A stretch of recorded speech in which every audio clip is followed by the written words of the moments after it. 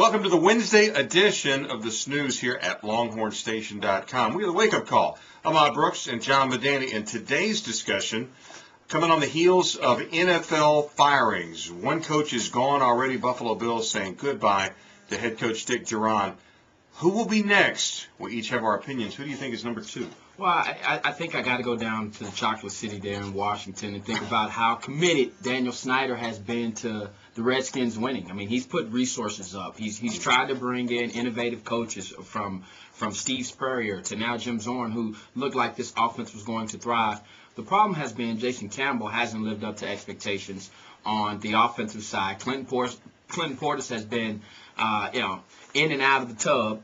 And that makes it extremely difficult. And at the end of the day, I don't think Jim Zorn has helped himself out by the way he's conducted himself in interviews and things like that. And let's face it, that is a recognizable sports franchise, and they want to return to greatness. I think the way to do it is you cut ties with your coach, you start back over, and maybe perhaps go after a guy, maybe not necessarily in the Joe Gibbs mold, but maybe an older coach there that can establish some leadership to help them get back to the promised land.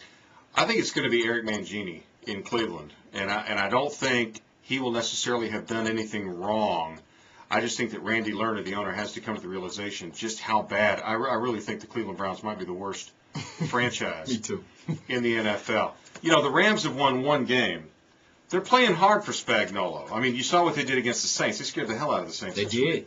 There are teams that are not winning games, but you can see the effort is there. They're playing really hard. So I think a lot of coaches who are struggling are safe. But Mangini, I mean, Cleveland really going to have to look back and say, let's see.